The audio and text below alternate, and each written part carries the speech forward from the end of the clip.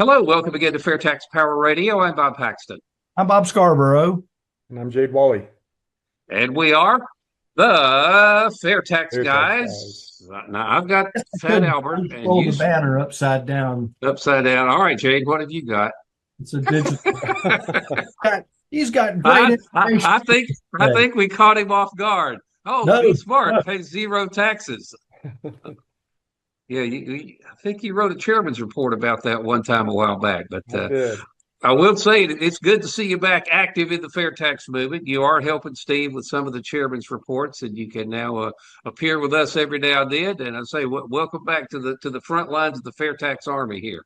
Glad to be here, Bob. Appreciate it. All right. Well, usually when we have you on, I say pick any subject you want to, surprise us. So, what are we going to talk about today?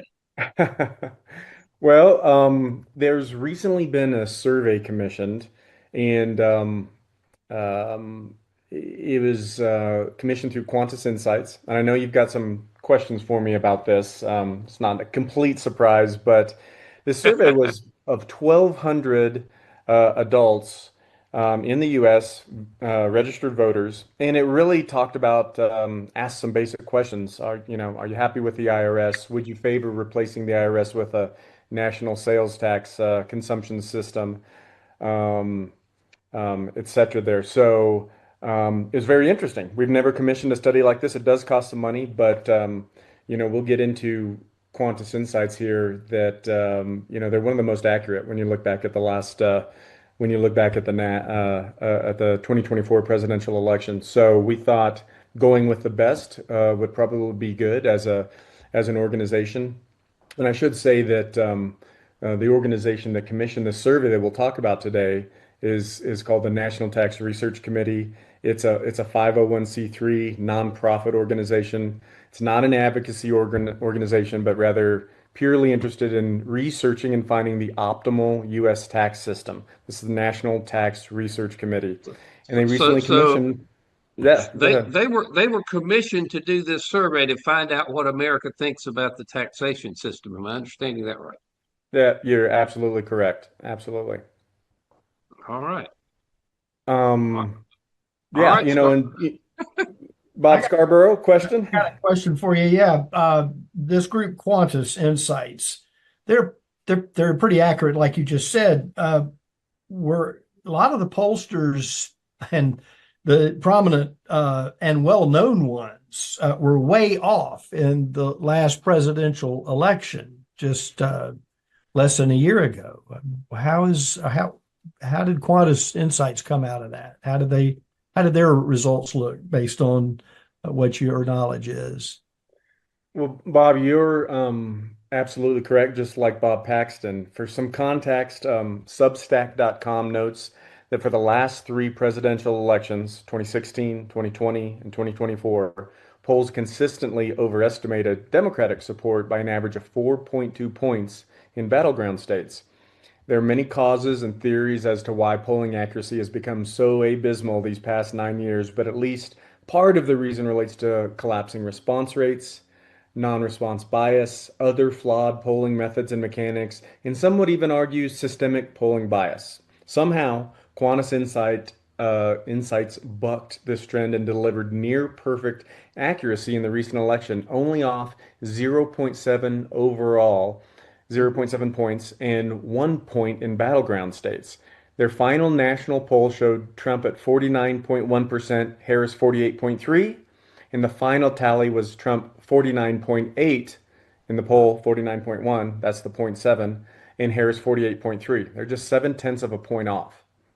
All right. Compare that with some of the more well-known national polls that you hear about in the news all the time. Sure. And while some espouse that polling errors were less pronounced in 2024 relative to the last two presidential election cycles, according to trendingpoliticalnews.com, some of the most well-known and renowned pollsters had errors that are just unimaginable. For example, Marist College's final poll had Harris over Trump by a comfortable 51 to 47, a miss of Wow. 5.5 percentage points Hmm. of the real clear politics average. We all hear about that at election Hear time. about that a lot. Yeah, the RCP average of national polls consisted of 17 separate polls. Seven of them predicted a Harris victory, and five showed the race dead tied. Rasmussen, along with four other polls, had Trump winning, and the other four were Fox News, CNBC, Wall Street Journal, and Atlas Intel. YouGov missed by 2.5 percentage points. Morning Consult missed by 3.5 percentage points. And some of us may remember Seltzer and Company's Iowa poll and how they had Harris defeating Trump by 3 points. Bob, I don't know if you recall, but Trump ended up winning Iowa by 13 points. So Seltzer Hmm. was just a little bit off on that particular poll. But what's 16 percentage point errors between friends, right? Oh, I guess I see what you're talking about. That in general, the polling has not been too good. In fact, abysmal might be a applicable word to apply to it. But this Qantas Insights group that I frankly have never heard of before, they've got this figured out. Is that it? Yes, and for a little background on the recently completed Qantas Insights poll, and we're going to get into it here in a second. We're going to get to the juice. But here's the fine print. It was a poll of 1,200 registered voters. It's fielded May 30th through June 5th, 2025. It has a plus or minus 3% margin of error at a 95% confidence interval. So that's for the statisticians out there that know that's a real good poll. And basically, what we Hmm. learned um, several of us in the movement worked with Qantas Insights, and we got quite educated, on how the polling works. And anytime you can get above 1,000 people responding to a poll, you're going to get fairly highly accurate results. Now you have to adjust it and make sure the mix is right, male, female, Democrat, Republican, etc. And so the weighting that Qantas Insights used appears to appropriately represent the current electorate. For example, the poll we're going to talk about of 1,200 people were 48% male, 52% female, 71% white, 11% black, 12% Hispanic, along with a smattering of others. The breakouts go on, but again, Qantas Insights seems to know what they're doing. And the poll was published on June 9th and is set for press release this week, so we should see it hitting the newswire soon. And by the time this episode is broadcast, you may have already seen the news release and related news headlines. Well, it's exciting that the National Tax Research Committee sponsored the survey. Jay, tell us some of the most interesting results that you've seen. Sure. There was nine survey questions, and I really wanted to drill down on three that are worth diving into a little bit as we shine a light on how Americans perceive the current income tax system and what potential alternatives might be palatable to them. Well, I'm gonna pin you down a little further, narrow that down to one. Which is the most interesting one to you personally? Question number four of the survey read like this. Would you favor or oppose? So we're just going to ask favor or oppose replacing the current federal income tax system and all the previously mentioned taxes with a national sales tax where people keep 100% of their paycheck and only pay tax on new goods and services they purchase. Now, I know Bob Paxton, Bob Scarborough I know how you both would have answered this and that you're in favor of the proposal, but how do you two feel America answered this? And give me a margin or difference here in your opinion of how, not you, but how how you figure America would answer this. How America would answer that? Well, given all of the misinformation and disinformation of what you see in the media about the fair tax, specifically consumption taxes in general, and the fact that the income tax is being portrayed everywhere that I've seen as just too big a rock to move. It's just too firmly entrenched. So I would imagine there are probably a good number. If they would answer it, would I like to see it, or do I think it's going to happen? But I would guess it would probably be pretty close to even as to half and half. Would half would want to keep the income tax, and half would want to replace it with a consumption tax. That's just my guess based on That's a good what guess. what I've seen. Good guess. Bob Scarborough? The media reports that the Internal Revenue Service has been of late with all the cuts proposed and looking at budgets within each of the departments of the government. The Internal Revenue Service seems to be a whipping boy for um, in the media, and especially during tax season. We're just coming out of everybody's still, sweating during that period of time where we work on our taxes. I would say it's a little bit more than half goes to is for some kind of change. They're just not sure what kind. They're still scratching their head as to uh, consumption tax, flat tax, anything other than current. No, That's that's a good answer. Both really good answers. And so, I don't know if we can dim the lights and the Oscar goes to, just kidding, no Oscars here, but man, I might ask for a drum roll, please. So here's the answer. Over 2-1 Americans right now, given everything you two just mentioned, over 2-1, America favors replacing our current income tax system with the national sales tax. The exact answer, 58% were in favor, only 28% in opposition, and 14% are not sure. So 58 to 28, that's over 2-1. The Yeah. results may not be shocking to you and I, when we really know the truth about the fair tax, but they're particularly striking, in my opinion. And let me tell you why I think that. When you dig into the demographics of this particular question, and that's the cool thing about someone like Qantas Insights, you can really dig in on, well, what kind of groups answered which way in the survey. And when you dig in, 69% of Republicans are in favor of this proposal. No surprise there. But what is a surprise is that 52% of Democrats were also in favor of this proposal. What? This means that Oh, when explained in a straightforward manner like this, the fair tax, half of Democrats support ending the abusive and inefficient IRS and income tax system and replacing it with a national sales tax system. That's incredible. To get 70% of Republicans and 50% of Democrats to agree on a major initiative like this is unheard of, especially in today's polarized politics. oh, mercy. I just can't comprehend how anyone would want to. That's why it's not 100% to I get rid of it. know. I can't imagine that anyone would be in favor of keeping the IRS when there's an alternative. I know. As long as they don't listen to too much media garbage. But whatever. That's your Yeah. reaction, Scarborough. Was there anything, Jay, that you got out of this particular question that was surprising or maybe a challenge from where you sit? Yeah, great question, Bob. It's always good because we can always get better, right? We should be extremely optimistic about this, but what can we do better? So in this instance, when drilling down into the demographics, only 42% of those 65 and older were favorable of replacing the income tax with the national sales tax. Only 42%. When overall it was 58%. So, Bob, I believe we need to respectfully, with gentleness, request that everyone 65 or older read the March 28th, 2025 Chairman's Report at fairtax.org in the News tab in the Chairman's Report Archives section of the website, where in my article I articulate in great detail why senior citizens will absolutely love the fair tax. We don't have time today to dive into ancillary benefits that accrue to our retirees under the fair tax. However, it can be certainly be the subject of a future Fair Tax Power radio episode. Nonetheless, the survey indicates that as far as education efforts go, our great senior citizens should be focused on. You, It sounds like they're buying the argument we've heard that the fair tax is double taxation on my retirement savings. We all know that's not true, but a lot of that is out there. So I guess we need to go to work on that as well. Yep. the media is complicit in running a smokescreen cover for for the status quo, basically.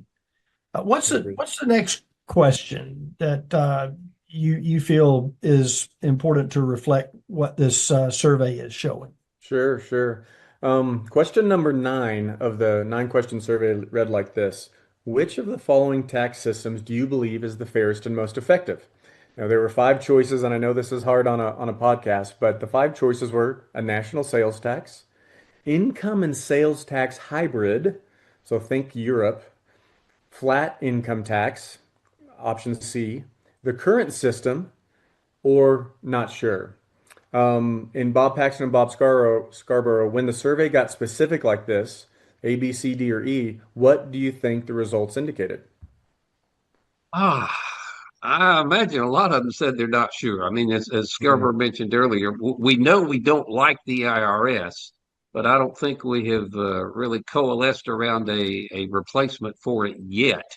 And when the fair tax is seriously discussed and not just dismissed as some kind of harebrained idea out on the fringe in the media, but I think we'll get a lot more traction than we're getting now. I think the fair tax, as it's written and presented in Congress at HR 25, is getting a lot of airplay, as it were. There's discussion.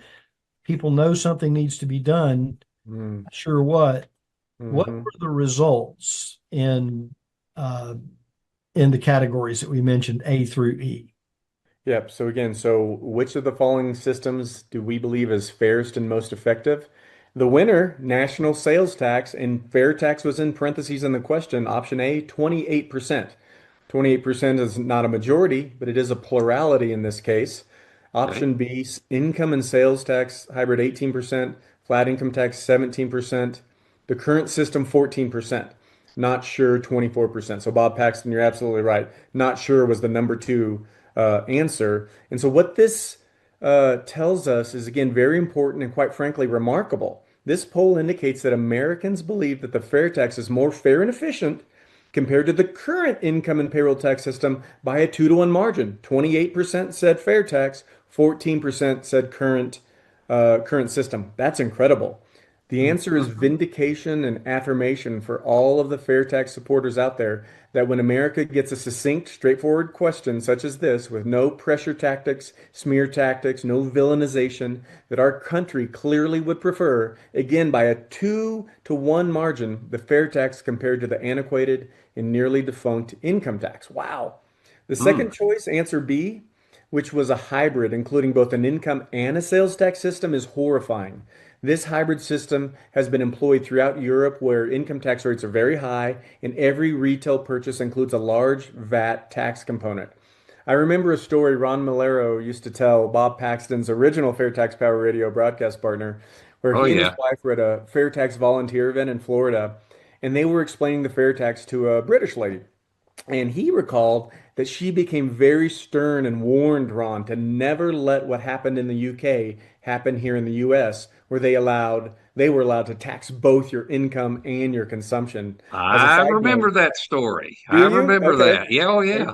I remember that too. As a side note here, it's worth mentioning that the fair tax wholeheartedly agrees with our lady friend from across the pond, which is why HR 25 specifically incorporates what is called the sunset provision, whereby after fair tax enactment, the 16th Amendment must be repealed where it has a 7-year ticking clock. So if the 16th Amendment, which is not repealed, and again, the 16th Amendment, being repealed would be the mechanism to guarantee that the income tax could never become the law of the land again, since that amendment is what allowed the income tax in the first place, then the fair tax would simply fall away after those 7 years and the income tax comes back.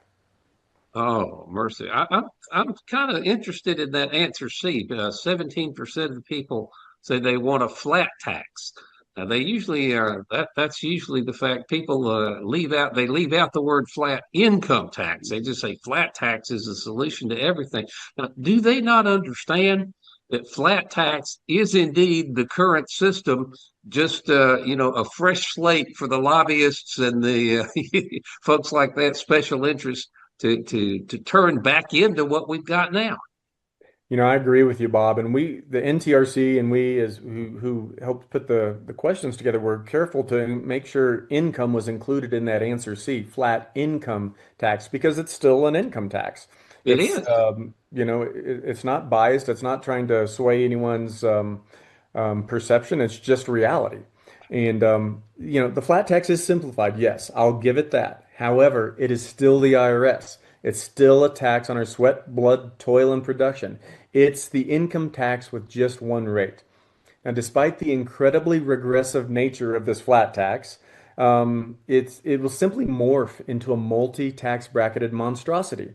Mhm. It was you or Ron that used to call the flat tax the Lobbyist Permanent Employment Act of fill in whatever year it is. Yeah, Just that was Ron, the Lobbyist Full Employment Act. yeah.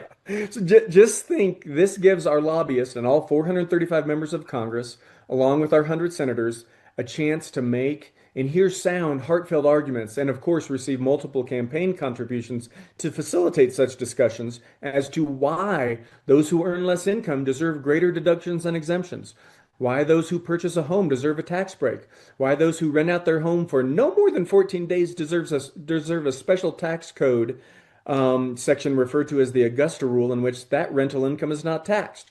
Why those who purchase medical supplies or prescriptions need some type of exclusion or tax credit, and the cycle starts all over again until in a couple decades we're right back to the place we are now with 90,000 pages of IRS tax code regulations and interpretations of a bloated and outdated tax system. Believe it or not, this Augusta rule I mentioned actually currently exists within Section 280AG of our Internal Revenue Code. And trust me, Bob, this is only the tip of the iceberg on how the flat tax will be morphed and manipulated if it were to ever become law. The whole thing about the challenges with this survey, and it's very clear based on the few the lines, the responses that we've talked about.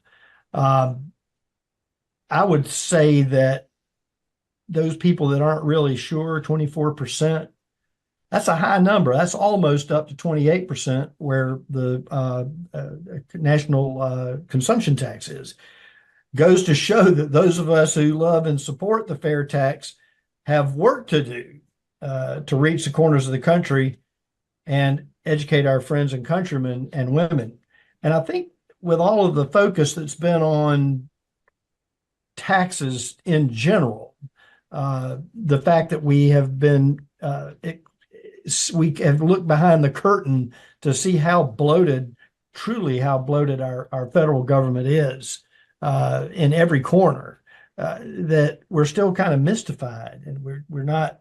Now that we're kind of seeing things, our eyes are now open. We're looking at things through a different light, one of understanding, greater understanding, and that top number, that 28% for the national consumption tax, I think is where most people will land if given the opportunity to maneuver past the media, for example, or seeking out what the fair tax is all about. I think that's where we're heading. 24%.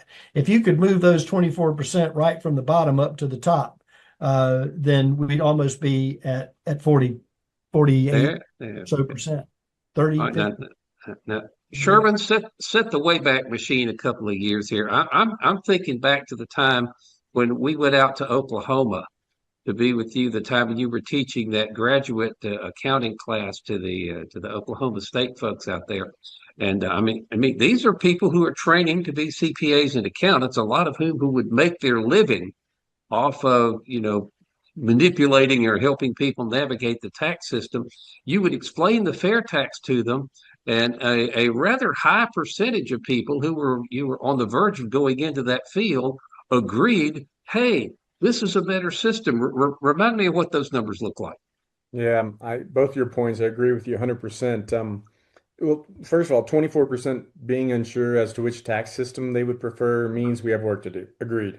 The simple reality is, and this is not me being biased and is definitely not hyperbole, that when people hear the basic facts about the fair tax system and compare it to the current tax system, that the fair tax system is preferred 9 times out of 10.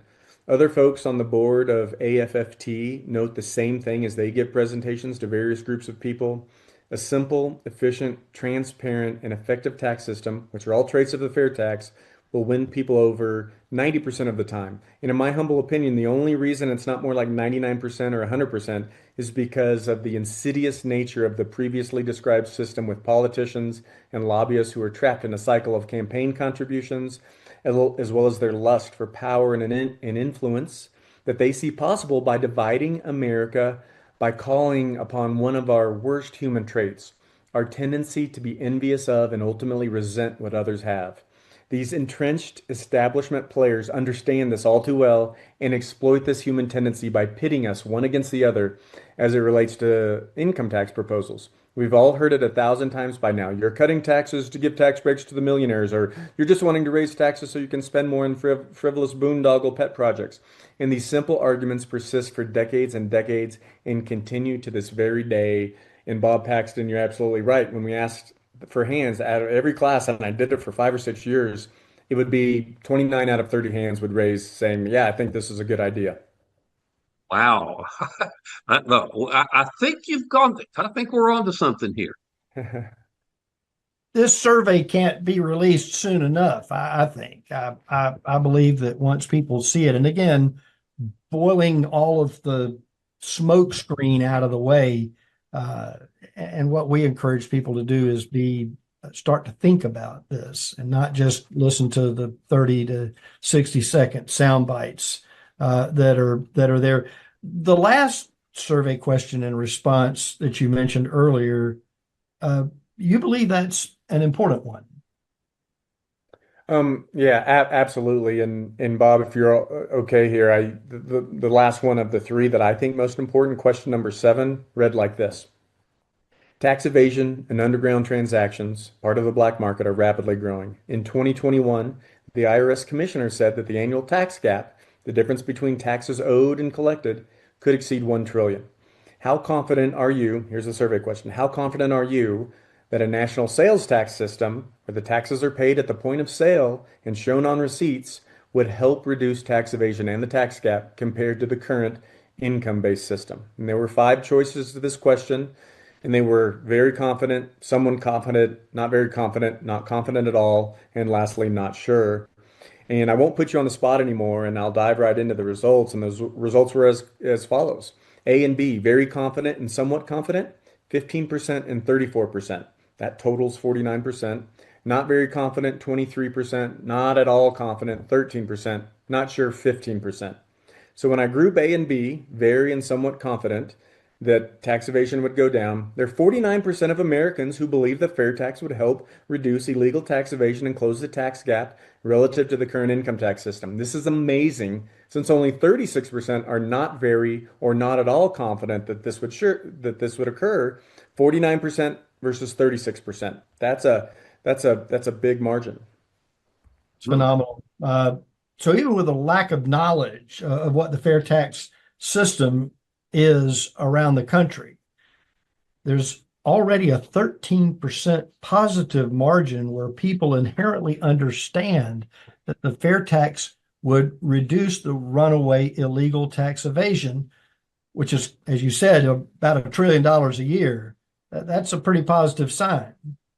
I completely agree with you, Bob. I believe that at some subconscious level, people inherently understand, like our founding fathers certainly did, that taxing the sweat off one's brow, their positive production for the day, their income, leads to all sorts of depravity and opportunity for illegal evasion.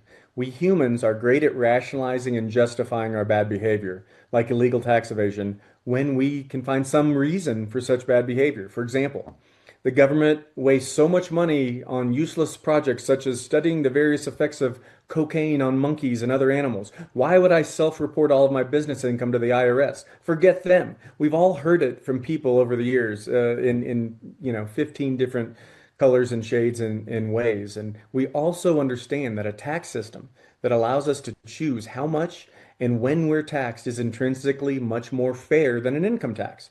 The fair tax prebate allows us to all live with basic essentials free of tax, and the fair tax being a tax only on new retail goods and services provides even greater flexibility on whether or not we pay the fair tax on some of our largest lifetime expenditures, such as homes and cars. Oh, mercy. I remember that you wrote an article a while back that I believe is still available on fairtax.org that specifically addressed how the fair tax would reduce evasion. And the number you found was just staggering. Thank you for the shameless plug, Bob. And yes, I did. My in-depth September 2020 article on illegal tax evasion is available at fairtax.org in the research tab under evasion. The article incorporates other studies on sales tax evasion and extrapolates them. I'll save you the 16 pages of detail and jump right to the executive summary. When written, the evidence suggested that the tax gap would be 1.2 trillion in 2026, and that the fair tax would yield tax evasion of only 55 billion. That's a 1.15 trillion decrease in annual illegal evasion. Well, I guess what we need to do is get the 15% who are unsure and the 36% who didn't think the fair tax would help reduce illegal evasion to read that article. Absolutely, another shameless plug, and I will absolutely take it. Thank you. You're welcome. I bet. Okay, we're going to have to wrap this up here shortly. I'll give you a shot. Any other thoughts and observations that you take away from this survey? Yeah, thanks, Bob. Yeah, polling in favor of a nationwide change to the fair tax with the elimination of the IRS and income tax could even be higher if there was more education and awareness of the fair tax. The survey's question number 3 simply asked if you had heard of the fair tax. We didn't talk about it earlier. And 56% of Americans answered no. This is telling and should be motivation for all of us, as FairTax friends and supporters, to reach out to our congressional representatives each year to remind them and educate them on the fair tax, as well as our family and friends, bowling buddies, and colleagues. And I will say that I was actually surprised that this question that I just mentioned, 24% answered yes to this question, which is a little bit higher than I expected, quite frankly, which means that we should all take heart that the fair tax is not some obscure, meaningless legislation that no one has heard of. To the contrary, a quarter of our nation is aware of what the fair tax is or has had at least has heard of it. This is a great start that we should all be happy about and that we can all build on. Wonderful. We just got to get the president on board with this. Agreed. I think we could if we could just get more groundswell of people supporting it. Very, All very right. true. All right, Scarborough, last thoughts from you up there. Read the article. Check out the web. Look for Jade Walle's articles on fairtax.org. Share this particular program with your friends, especially to give them greater insight, and look for the survey that will be coming out soon from Qantas Insights. Are the national media people actually going to pick this up, because they have a way of emphasizing what they want people to believe and just kind of glossing over stuff that they don't want us to know about? And I'm not sure that the fair tax is something that the national media, which has always had a pretty far leftist tilt, is ready to start helping support. Bob, I think we'll run into some of that, but quite frankly, a lot of the news folks, they just want a story, something that will get attention because they want clicks, they want viewers, they want attention, and they want ratings. And this will get some attention. Over half over 2 to 1, people want to get rid of the IRS and go to a national sales tax system. We hope and we think and we believe that that'll be so shocking that we'll get some opportunities, whether it be on some of the news shows, more radio shows, etc., to really go out there and tell the story. For sure. All right. Well, let's hope you're right, and that Steve Hayes is ready to get on an airplane and go talk to a bunch of folks about this. I guess you don't even need to do that anymore. You can talk to the TV folks right from your own living room these days. But that's good. All right. Well, I'll tell you what. This has been most informative. I would encourage people to share this particular FairTax Power Radio episode on their social media. Go to the fairtax.org website, read Jade's article about tax evasion if you haven't already. And again, thank you for being with us, and we will indeed have you back, sir. Thanks, Bob. Appreciate it, guys. Thank you. All righty. Well, that's going to wrap up this edition of FairTax Power Radio. Thank you so much for watching, listening, sharing the video on social media. We'll see you again here next week, same time, same station. Until we meet again, I'm Bob Paxton. I'm Bob Scarborough. And I'm Jade Walle. We are the FairTax Guys, reminding you the fair tax is the only truly fair tax, and once you understand it, you'll demand it. So tell me, how could I pay less taxes? Less? Yeah, I'm trying to get ahead, so how can I pay less? Well, I suppose you could pay less taxes by earning less money, or you could give to charity. How is that going to help? Actually, I'm not supposed to tell you this, but if you know the right people, okay, or if you have a really good lawyer, you can usually get around the big ones. If I may, Under the fair tax, to pay less taxes, you would simply consume less. You would control how much you pay and when you pay your taxes simply by choosing what you purchase and when you purchase something. So I could stay focused and get ahead. Exactly.